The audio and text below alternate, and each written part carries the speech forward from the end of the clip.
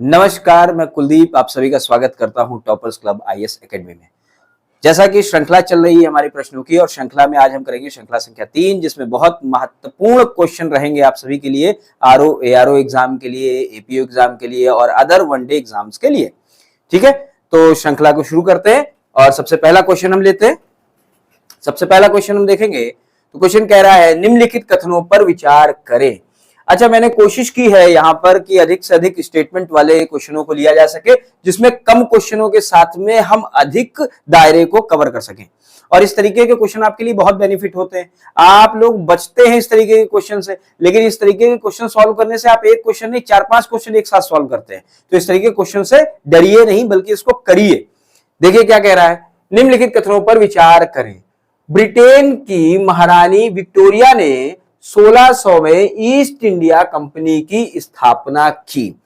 जब कथनों पर विचार करने की बात करता है तो आपको यहां के साथ साथ आखिरी लाइन भी पढ़ लेनी चाहिए कि क्या पूछने की कोशिश कर रहा है। यहां सत्य पूछ रहा है, कहीं असत्य पूछता है, या कहीं कुछ और पूछता है, तो उस हिसाब से दिमाग में आपके बैठ जाएगा। ठीक है, तो यही क्वेश्चन को हम जब स्टेटमेंट पढ़ेंगे तो यहीं पे सत्य असत्य लिखते चलेंगे, जिससे हमारा समय बचता है और क्वेश्चन के गलत होने की संभावना भी कम रहती है। देखिए क्या कह रहा है, ब्रिटेन की महारानी विक्टोरिया ने 1600 में ईस्ट इंडिया कंपनी की स्थापना की।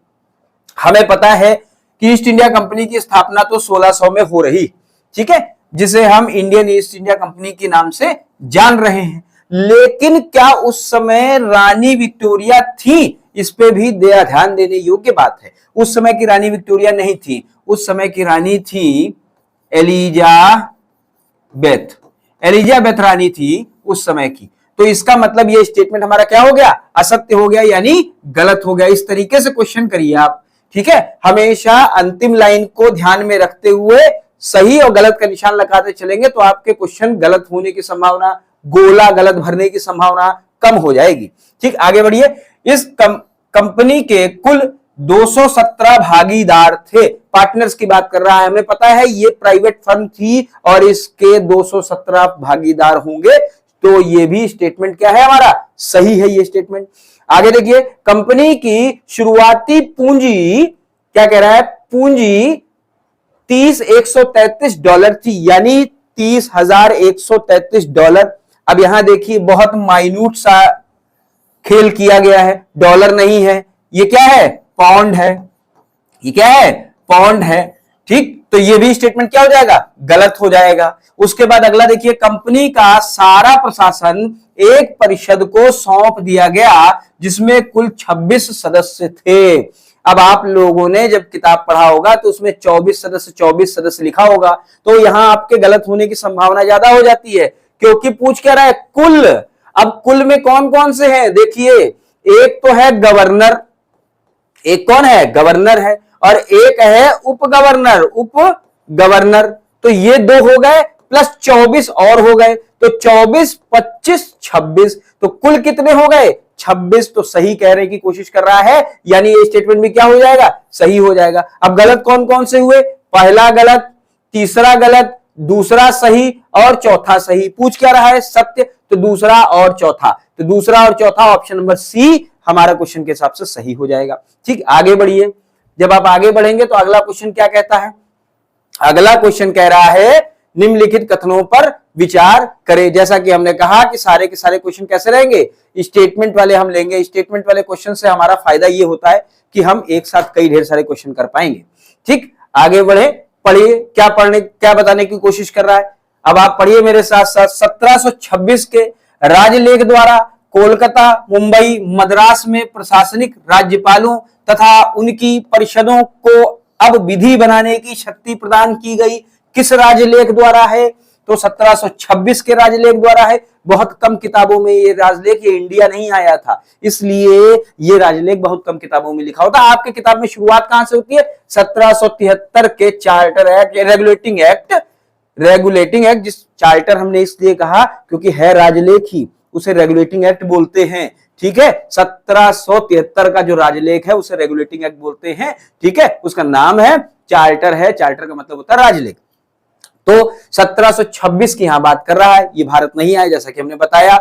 कोलकाता, मुंबई और मद्रास 3 प्रेसिडेंसियों की बात की इसने, विधि शक्ति यानी विधि बनाने की शक्ति की बात की इसने।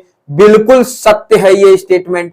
नीचे क्या पूछ रहा है, सत्य या असत्य, तो पूछ रहा है सत्य, तो ये स्टेटमेंट हमारा सत्य है। अगला देखिए 1773 का राजलेख जिसे हम रेगुलेटिंग एक्ट के नाम से जानते हैं के समय ब्रिटिश प्रधानमंत्री लॉर्ड नॉर्थ थे। बिल्कुल सही, ये भी सही है, ये भी सत्य है। ठीक है, उसके समय लॉर्ड नॉर्थ थे, किसके समय, 1773 के राजलेख जब यानी चार्टर एक्ट यानी रेगुलेटिंग एक्ट जब हमारा क्या हो रहा है, पास हो रहा है। आगे देखिए क्या कह रहा है, 1773 के अधिनियम के तहत कंपनी, यहां 2 बार कंपनी लिख रहा है, कंपनी के सुपरविजन हेतु इंग्लैंड में 2 संस्थाएं थी। बिल्कुल सही कह रहा है, एक निदेशक मंडल, दूसरे सत्ताधारी। हमने आपको बताया था एक कौन है, कोर्ट ऑफ प्रोपराइटर, एक कौन है, कोर्ट ऑफ डायरेक्टर। ठीक है, ये 2 संस्थाएं बन रही है, इनके हिसाब से कंपनी का प्रशासन देखा जाएगा। ठीक, उसके बाद ये भी हमारा क्या हो गया, ये सत्य हो गया, ये सत्य हो गया। आगे बढ़िए, इस अधिनियम के द्वारा 1774 में कोलकाता में सर्वोच्च न्यायालय की स्थापना की गई, तो ये भी क्या हो गया, ये भी सत्य हो गया। अब हमारे कौन कौन से स्टेटमेंट, पहला सही, दूसरा सही, तीसरा सही, चौथा सही, तो इस क्वेश्चन के अकॉर्डिंग ऑप्शन लगाएंगे तो ये हमारा सही निकल के आएगा, ऑप्शन संख्या डी जो है वो सही है। आगे अगला क्वेश्चन देखिए क्या कह रहा है, आगे क्या कह रहा है। अच्छा, ये देखिए, ये जितने भी क्वेश्चन हम लोग कर रहे हैं ये सब के सब हमारी टेस्ट सीरीज से है, और टेस्ट सीरीज आपको यथाशीघ्र ज्वाइन कर लेनी चाहिए। आरओ की टेस्ट सीरीज एडमिशन ओपन हो चुके हैं हमारे एप्लीकेशन पे। आपको एप्लीकेशन मिलेगा कहां, मिलेगा गूगल प्ले स्टोर पे, वहां आप जाइए, उस एप्लीकेशन को डाउनलोड करिए और उसकी टेस्ट सीरीज ज्वाइन करिए। ढेर सारे क्वेश्चन हैं जिन क्वेश्चनों के माध्यम से आप एग्जाम में बेहतर प्रदर्शन कर सकते हैं। ठीक है, और यहां पर आपको सब्जेक्टिव टेस्ट सीरीज में मिलेगी, प्लस साथ साथ फुल लेंथ टेस्ट सीरीज भी मिलेगी, हिंदी की टेस्ट सीरीज भी मिलेगी, साथ साथ कंबाइंड टेस्ट सीरीज भी मिलेगी। फुल लेंथ टेस्ट सीरीज का मतलब क्या है कि आपके आरओ में जितने 140 क्वेश्चन आते हैं प्लस हिंदी, वो साथ में मिलेगी, हिंदी की अलग मिलेगी। सब्जेक्टिव यानी आप हर एक सब्जेक्ट की, भूगोल की, विज्ञान की, संविधान की अलग अलग दे पाएंगे। ठीक, तो ये टेस्ट सीरीज आप ज्वाइन कर लीजिए, ये क्योंकि बहुत ज्यादा महत्वपूर्ण होने वाली है आपके आरओ एआरओ एग्जाम के लिए। उसी टेस्ट सीरीज में से हम क्वेश्चन कर रहे। चलिए आगे देखिए अगला क्वेश्चन क्या कह रहा है। क्वेश्चन संख्या 3 की तरफ जब हम बढ़ते तो क्या कह रहा है, कोलकाता में स्थापित सर्वोच्च न्यायालय के विषय में सही कथन चुनने के लिए कह रहा है। जरा पढ़िए साथ में क्या कह रहा है। देखिए, इसके मुख्य न्यायाधीश चैम्बर्स थे। ठीक, अब इसने बड़ा माइन्यूट सा वो किया है, हमको पता है चेंज किया है। क्या है कि जो सुप्रीम कोर्ट की बात हम करते हैं, जो कि अभी पीछे आपने देखा कि 1773 के अधिनियम के द्वारा 1774 में सुप्रीम कोर्ट की स्थापना हो रही है, तो यहां पर जो सुप्रीम कोर्ट आ रहा है इसमें कौन है, तो एक तो चैम्बर्स हैं भाई, चलो इन्हीं को लिख लेते हैं, चैम्बर्स। ठीक, दूसरे कौन है, लिमिस्टर हैं, लिमिस्टर। तीसरे कौन है, हाइड है। ठीक, अब यहां 3 ये कौन है, ये अन्य हैं, और एक मुख्य न्यायाधीश है, उनका नाम है इम्पे। इनका पूरा नाम क्या है, एलिजा इम्पे। एलिजा इम्पे ये कौन है, ये मुख्य न्यायाधीश हैं, यानी ये चीफ जस्टिस हैं। अब चीफ जस्टिस है कौन, एलिजा इम्पे। इसने क्या कह दिया, चैम्बर्स। इसका मतलब ये स्टेटमेंट हमारा क्या हो गया, गलत हो गया। पूछ क्या रहा है, सत्य पूछ रहा है। वापस आइए, इसमें मुख्य न्यायाधीश समेत कुल 4 न्यायाधीश थे। देखिए 1 2 3 और इसको मिला के मुख्य न्यायाधीश समेत 4, तो हो गया ये कितना हो गया, 4। ये हमारा सत्य हो गया। अगले देखिए, यह एक अभिलेखीय न्यायालय है। अभिलेखीय न्यायालय ऐसा न्यायालय होता है जिसके द्वारा दिए गए निर्णय अधीनस्थ न्यायालय में एज इट इज वैलिड होते हैं। तो ये बात भी सही कह रहा है, अभिलेखीय न्यायालय था वो, इस चीज को ध्यान में रखिएगा। आगे बढ़िए, इस न्यायालय के फैसले के विरुद्ध प्रिवी काउंसिल में अपील की जा सकती थी। यानी प्रिवी काउंसिल कहां है, ये लंदन में है, और ये भी स्टेटमेंट हमारा सत्य है। तो कौन कौन से स्टेटमेंट सत्य हो गए, दूसरा, तीसरा और चौथा। तो ऑप्शन के अकॉर्डिंग लगाना शुरू करते हैं, दूसरा, तीसरा, चौथा, तो ये हमारा बी इसका आंसर हो जाएगा। आगे बढ़िए, आगे क्या कह रहा है, आगे देखिए, निम्नलिखित कथनों पर विचार करिए। 1784 के अधिनियम कंपनी द्वारा क्या कह रहा है? अधिनियम कंपनी द्वारा अधिकृत भारतीय राज्य क्षेत्र पर ब्रिटिश ताज के स्वामित्व के दावे का पहला वैधानिक दस्तावेज था। बिल्कुल सत्य बात है। अब आप यहां से ध्यान रखिएगा, पहला वैधानिक दस्तावेज अगर बात कर रहा है तो ये 1784 का अधिनियम है। कह रहा है कि भारतीय राज्य पर ब्रिटिश ताज के स्वामित्व का पहला वैधानिक दस्तावेज अगर मिलता है तो हमें 1784 के अधिनियम से मिलता है। उसके बाद क्या कह रहा है? 1784 के अधिनियम द्वारा कंपनी के व्यापारिक और राजनीतिक क्रियाकलापों को अलग अलग, कौन कौन से दो? राजनीतिक और व्यापारिक। इससे तो क्वेश्चन भी आता है, ये पूरा स्टेटमेंट जो है वो क्वेश्चन बनता है। आपको ये स्टेटमेंट दे देगा और पूछ लेगा कि किस राज्यलेख द्वारा ये बात कही गई है, तो इसको आप ध्यान में रखिए। ये क्या है? ये भी सत्य है। उसके बाद आगे बढ़िए, क्या कह रहा है? 1793 के अधिनियम द्वारा नियंत्रक मंडल के सदस्यों को भारतीय राजस्व से वेतन देने की क्या की गई? व्यवस्था की गई। बिल्कुल सही कह रहा है। 1793 का जो अधिनियम आया था, उस अधिनियम के तहत भारतीय राजस्व से वेतन दिया जाएगा। किसको? नियंत्रक मंडल, जो डायरेक्टर्स बैठे हुए हैं वहां पर, उनके लिए बात ये कही जा रही है। वो राजलेख आप पढ़ेंगे, आपको विस्तृत जानकारी मिलेगी। हमारे नोट्स में इसके बारे में विस्तृत जानकारी दी गई है। ठीक है, आगे देखिए। 1813 के राजलेख द्वारा ईसाई मिशनरियों को भारत में धार्मिक प्रचार यानी धर्म प्रचार की अनुमति दी गई। सही बात है, धर्म प्रचार की अनुमति दी गई, प्लस 1 लाख रुपए भी देने की बात कही गई है। इसको जब अच्छे से पढ़ना है, ये देखिए 1813 का है, 1833 का राजलेख है। इन सबसे बहुत ढेर सारे क्वेश्चन बनते हैं, ठीक, क्योंकि बहुत ढेर सारे इसमें प्रावधान किए गए और बहुत ढेर सारी स्थितियां इसमें बदल रही हैं उस समय भारत में, तो इसको बड़े अच्छे से पढ़िएगा। ठीक, तो ये भी सत्य, ये भी सत्य, ये भी सत्य, ये भी सत्य। तो कौन सा हमारा हो जाएगा? ये हो जाएगा कथन 1 2 3 4 सभी क्या हैं? सत्य है। सत्य पूछा गया है यहां पर। आगे बढ़िए, अगला क्या कह रहा है? अगला कह रहा है पांचवें क्वेश्चन की तरफ बढ़िए। 1833 के राजलेख पर विचार करें। ठीक, किस पे करने का? 1833। हमने कहा 1813, 1833 बहुत इंपॉर्टेंट राजलेख होते हैं ये। ठीक, आगे देखिए क्या कह रहा है कि राजलेख द्वारा बंबई और मद्रास की परिषदों को विधि निर्माण की शक्ति को वापस दे दिया गया।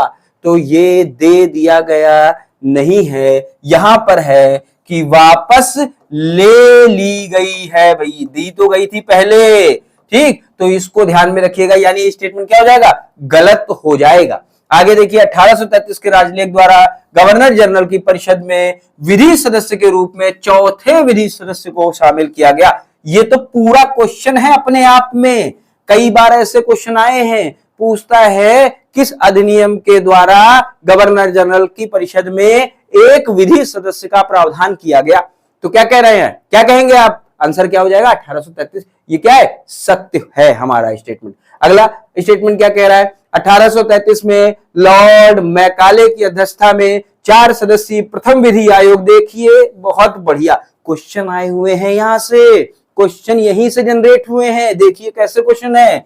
लॉर्ड मैकाले प्रथम अध्यक्ष, प्रथम विधि आयोग, कितने सदस्यीय? 4 सदस्यीय गठन किया गया। ये बिल्कुल सत्य स्टेटमेंट है, ये स्टेटमेंट सत्य हो जाएगा। अगला 1843 में दास प्रथा के उन्मूलन किया गया। हम सबको पता है नियम 3 के तहत दास प्रथा का उन्मूलन किया जाएगा। इसकी विधिवत जानकारी आपको हमारे नोट्स में मिल जाएगी। ठीक, अब देखिए इसमें कौन सा स्टेटमेंट? 1 गलत, 2 सही, 3 4, यानी 2 3 4 सही है, तो 2 3 4 2 3 4 यानी ऑप्शन संख्या बी हमारी सही हो जाएगी। आगे बढ़िए, क्या कह रहा है? आगे की तरफ क्वेश्चन संख्या 6 की तरफ बढ़े तो क्या कह रहा है? 1853 के राजलेख के संबंध में विचार करें। हमें पता है कि ये अंतिम राजलेख इस नाम से आएगा, फिर आगे जो आएंगे वो क्या आएंगे? भारत सरकार अधिनियम के नाम से आएंगे। 57 की क्रांति हो जाएगी। ठीक है, तो इसको भी आपको ध्यान में रखना है। 1853 के राजलेख द्वारा भारत के लिए एक अलग 12 सदस्यीय विधि परिषद की स्थापना की गई। बिल्कुल सही है, ये स्टेटमेंट बिल्कुल सही। ये क्वेश्चन के फॉर्म में आए हुए हैं, ये क्वेश्चन के फॉर्म में कितनी बार पूछे गए हैं, यही स्टेटमेंट दे देता है, क्वेश्चन बना देता है, बच्चे कंफ्यूज। आप एक साथ इस अधिनियम के बारे में कितनी जानकारी ले रहे हैं, देखिए इस हिसाब से क्वेश्चन को डिजाइन किया गया। आगे क्या कह रहा है, 1853 के अधिनियम के तहत बंगाल के प्रशासनिक कार्य हेतु प्रथम पृथक लेफ्टिनेंट जनरल, ये पहली बार था कि पृथक लेफ्टिनेंट जनरल की बात कही गई। किस राजलेख में कही गई है, तो सही कह रहा है 1853 के अधिनियम यानी राजलेख द्वारा कहा जा रहा है। उसके बाद क्या कह रहा है, कंपनी के कर्मचारियों की नियुक्ति के लिए नामजदगी के स्थान पर प्रतियोगी परीक्षाएं, देखिए ये तो वनडे एग्जाम में कितनी बार क्वेश्चन आया है, ठीक, तो कब किया गया है, ये भी इसी के द्वारा किया गया है। आगे देखिए, निदेशक मंडल की संख्या जो है वो 24 से कम करके कितनी कर दी गई, 16, तो ये यहां पर गलत हो जाएगा। तो सही क्या होगा, 16 नहीं है, 18 है। और ऐसी ही छोटी छोटी सी गलती करता आयोग और आप गलत लगा के चले आते। इतना सब कुछ पढ़ने के बाद हर स्टेटमेंट को ध्यान से पढ़ना है, अगर ध्यान से नहीं पढ़ेंगे तो गड़बड़ करेंगे आप, पक्की बात है। तो ये गलत हो गया। तो सही कौन से हैं अपने, पूछ क्या रहा है, सत्य, तो यानी 6, 4, 3 सत्य है, चौथा असत्य है। तो देखिए ऑप्शन क्या हो जाएगा, यानी 1, 2, 3, यानी 1, 2, 3, यानी आंसर हमारा क्या हो जाएगा, सी हमारा आंसर हो जाएगा। आगे बढ़िए, आगे क्या कहने की कोशिश कर रहा है, 6 के बाद 7वें क्वेश्चन को लेते हैं। 7वें क्वेश्चन को क्या कह रहा है, निम्नलिखित कथनों पर विचार करें। तो चलिए करते हैं, फिर से विचार करते हैं। 1858 के अधिनियम पास होते समय लॉर्ड पॉमिस्टन की सरकार थी। बात यहां बहुत माइन्यूट सा घुमाया गया है, देखिए क्या कह रहा है, बड़ा अच्छा क्वेश्चन है ये। लॉर्ड पॉमिस्टन, बात सही है कि आपकी 1858 में लॉर्ड पॉमिस्टन की सरकार थी, लेकिन जब यह अधिनियम पास हो रहा है उस समय लॉर्ड पॉमिस्टन को इस्तीफा देना पड़ गया था और उसके बाद प्रधानमंत्री बने हैं वो डर्बी बने हैं, ठीक है। तो डर्बी की सरकार थी, पॉमिस्टन की सरकार नहीं थी। अब देखिए उसी साल ऐसा हुआ और देखिए क्वेश्चन जनरेट हो गया वहां से। उसके बाद क्या कह रहा है, 1861 के अधिनियम द्वारा संवैधानिक विकास का सूत्र प्रस्तुत किया गया। बात सही है, कहा गया, बात कही गई, जो संवैधानिक विकास का सूत्र 1861 के अधिनियम द्वारा, बिल्कुल सत्य बात है। 1861 के अधिनियम के जरिए अध्यादेश जारी करने की शक्ति, वो जो राष्ट्रपति वर्तमान समय पे अध्यादेश जारी करता है, आप लोग कमेंट सेक्शन में बताइएगा कौन सा अनुच्छेद है कि राष्ट्रपति को अध्यादेश जारी करने की शक्ति देता है, जब हम भी देखेंगे, क्योंकि हमने आपको उस बारे में बता भी रखा है, ठीक। तो इस चीज को, ये भी सही है, बिल्कुल सही स्टेटमेंट है। अगला क्या कह रहा है, 1892 की अधिनियम के जरिए निर्वाचन पद्धति का आरंभ किया गया। 1892 का अधिनियम होगा यहां पर, के जरिए निर्वाचन पद्धति का आरंभ किया गया। यह भी स्टेटमेंट बिल्कुल सही है। तो ये सही, ये सही, ये सही, 2, 3, 4 हम पकड़ लेंगे, 2, 3, 4 हमने पकड़ लिया, हमारा आंसर बी हो जाएगा। उसके बाद अगला क्वेश्चन करिए। अगला क्वेश्चन को क्या कह रहा है, अगला क्वेश्चन कह रहा है, निम्नलिखित कथनों पर विचार करें। भारत परिषद अधिनियम 1909, जिसको हम मार्ले मिंटो सुधार के नाम से भी जानते हैं, ये दोनों नाम याद होने चाहिए, अगर नाम याद नहीं है तो आप कंफ्यूज हो जाएंगे, ठीक है। मार्ले मिंटो सुधार, सर अरुंडेल समिति की रिपोर्ट के आधार पर इसे फरवरी 1909 में पारित किया गया। बिल्कुल सही है, फरवरी में पारित किया गया था, 1909 में पारित किया गया था और अरुंडेल समिति के आधार पर पारित किया गया था। ये सारी चीजें आप याद कर लीजिएगा, तो ये हमारा सही हो जाएगा। अगला क्या कह रहा है, भारत परिषद नियम 1919 द्वारा प्रांतों में द्वैत शासन प्रणाली, देखिए बहुत बार क्वेश्चन आया है और तब भी बच्चे गलत करते हैं, क्योंकि प्रांतों में कह रहा है, जब केंद्र में कहेगा, जब केंद्र में कहेगा तब क्या हो जाएगा, केंद्र में जब कहेगा तो 1935 का अधिनियम हो जाएगा और 1935 द्वारा यहां प्रांतों में समाप्त भी की जाएगी, ठीक, वो आगे का विषय है। यहां जो लिखा है ये स्टेटमेंट बिल्कुल सत्य है। भारत सरकार अधिनियम 1935 में 321 अनुच्छेद, 10 अनुसूचियां तथा 14 भाग थे।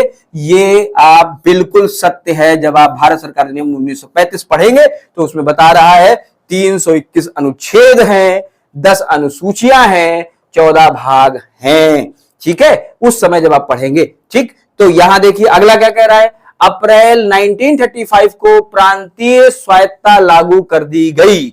अब यहां पे गड़बड़ हो गया मामला, यहां हल्का सा चेंज फिर किया गया है। 1935 का क्या था, 1935 का अधिनियम था, लेकिन जब ये काम किया गया प्रांतीय स्वायत्तता की बात कर रहा है तो यहां पर 1937 होगा, लेकिन यहां क्या दिया गया 1935। इसका मतलब ये क्या हो गया, चौथा वाला गलत। तो हम पढ़ेंगे 1 2 3 सही है, तो हम देखेंगे 1 2 3 सही, यानी ऑप्शन संख्या बी हमारी सही हो जाएगी, सॉरी सी हमारी सही हो जाएगी। आगे बढ़े तो क्या कह रहा है, जब आगे बढ़ते हैं तो क्वेश्चन संख्या 9 को लें। क्या कह रहा है, निम्नलिखित कथनों पर विचार करें। तो चलिए फिर से एक बार दिमाग पे जोर डालिए और साथ साथ में विचार करिए। फरवरी 1937 में 11 प्रांत में विधानमंडल चुनाव कराए गए, प्रथम बार चुनाव की बात कर रहा है, आप सबने पढ़ रखा होगा। 11 प्रांत थे, सही है। फरवरी 1937 ये भी सही है, ये स्टेटमेंट करेक्ट है। पूछ क्या रहा है, करेक्ट पूछ रहा है, सत्य पूछ रहा है। लॉर्ड लिनलिथगो ने 18 अगस्त 1940 को एक प्रस्ताव प्रस्तुत किया। लॉर्ड लिनलिथगो ने प्रस्ताव तो पेश किया था, लेकिन उस प्रस्ताव को अच्छा एक नाम से भी जानते हैं, हम आपको बताएं। उस प्रस्ताव को भी अगस्त प्रस्ताव के नाम से जाना जाता है। ठीक है, कब पेश हो रहा है, क्योंकि अगस्त में पेश हो रहा है। ठीक, लेकिन यहां तारीख गड़बड़ है, 18 नहीं है, वो 8 अगस्त है और 1940 भी सही है, यानी यहां 18 ना होके 8 होना चाहिए था। तो ये स्टेटमेंट हमारा क्या हो गया, गलत हो गया। आगे बढ़े, 1942 में कहा गया कि संविधान की रचना के लिए निर्वाचन समिति सभा का गठन, निर्वाचित संविधान सभा का गठन किया जाएगा। ये जाएगा होगा, जाएगा होगा। इस तरीके की प्रिंटिंग मिस्टेक होती रहती हैं, आपको घबराने की आवश्यकता नहीं है। आपको टेस्ट सीरीज में जो दिया गया है वो पूरी तरीके से शुद्ध प्रिंट किया जाएगा, कोशिश हम लोगों की ये रहती है। ठीक, तो किया जाएगा। तो ये बात बिल्कुल सही की गई है। ये किसकी बात कर रहा है, ये बात कर रहा है क्रिप्स मिशन की। आप सबने पढ़ रखा है 1942 में क्रिप्स मिशन आया, संविधान सभा के गठन की पहली बात वहां की गई। ठीक, संविधान सभा की गठन की बात कर रहा है, संविधान की बात नहीं कर रहा है। ठीक, संविधान सभा के गठन की बात की गई, ये भी सही हो जाएगा हमारा। उसके बाद क्या है, हैदराबाद एक ऐसी रियासत थी जो संविधान सभा में सम्मिलित नहीं हुई, ये भी स्टेटमेंट सही है। बहुत सरल सा स्टेटमेंट था ये, तो बिल्कुल सही है। उसके बाद अब हम देख लें कौन सा, पहला सही है, तीसरा सही है, चौथा सही है। तो पहला, तीसरा, चौथा, पहला, तीसरा, चौथा, यानी बी हमारा सही हो जाएगा। आगे बढ़े तो हम अंतिम प्रश्न की तरफ बढ़ गए हैं। अंतिम प्रश्न हमारा क्या है, अंतिम प्रश्न है, निम्नलिखित कथनों पर विचार कीजिए। बी एन राव, आप सब बी एन राव के बारे में जानते हैं, कौन थे ये, तो ये थे संवैधानिक सलाहकार, संवैधानिक सलाहकार, सलाहकार। ठीक, संवैधानिक सलाहकार थे, इनके बारे में आपने ऐसे पढ़ रखा है, पर उनके बारे में कुछ और दे रखा है। अंतरराष्ट्रीय न्यायालय के पहले भारतीय न्यायाधीश बने, तो बात बिल्कुल सत्य है। जब आपसे कहा जाए अंतरराष्ट्रीय न्यायालय के पहले भारतीय न्यायाधीश भारत की तरफ से कौन था, तो पहला भारतीय कौन बना है, बी एन राव बने हैं, ध्यान रखिएगा। ठीक, उसके बाद संविधान सभा के प्रथम मनोनीत उपसभापति फ्रैंक एंथोनी थे। अरे बाप रे बाप, ये बात बिल्कुल सही है। और उपसभापति से रिलेटेड अभी तक आपने तो पढ़ा भी नहीं होगा शायद। ठीक, अब फ्रैंक एंथोनी के बारे में थोड़ा सा और जान ले। फ्रैंक एंथोनी कौन है, तो फ्रैंक एंथोनी पारसी हैं, संविधान सभा में एकमात्र पारसी हैं ये, इसके बारे में भी आपको जानकारी होनी चाहिए। ये भी स्टेटमेंट क्या हो गया, सही, ये भी सही। आगे देखिए, संविधान सभा सभापति द्वारा प्रस्तुत उद्देश्य प्रस्ताव 22 जनवरी 1947 को स्वीकृत हुआ। अच्छा, उद्देश्य प्रस्ताव की बात कर रहा है। अब जितनी भी जानकारी आपके पास उद्देश्य प्रस्ताव की है वो हम लिखते हैं। देखिए क्या लिखते हैं। सबसे पहले ये पेश कब हुआ, हमें पता है 9 दिसंबर को बैठक हुई है ना, पहली बैठक। फिर दूसरी बैठक हुई 11 दिसंबर को, तीसरी हुई 13 दिसंबर को। इसी तीसरी में जवाहरलाल जो नेहरू जी हैं, उन्होंने क्या किया, उन्होंने उद्देश्य प्रस्ताव पेश किया था। यहां क्या बोला? प्रस्तुत। प्रस्तुत किसने? क्या सभापति ने प्रस्तुत किया? नहीं। किसने प्रस्तुत किया? जवाहरलाल जी ने प्रस्तुत किया। लेकिन ये पास कब हो रहा है? ये पास हो रहा है 22 जनवरी 1947 को। तो 22 जनवरी 1947 ये डेट तो सही दे रखी है, लेकिन यहां कह रहा प्रस्तुत द्वारा प्रस्तुत उद्देश्य प्रस्ताव। तो प्रस्तुत किसके द्वारा है भैया? जवाहरलाल नेहरू के द्वारा, ना कि सभापति के द्वारा। संविधान सभा के सभापति के द्वारा प्रस्तुत नहीं है ये, ठीक। जवाहरलाल नेहरू के द्वारा प्रस्तुत है।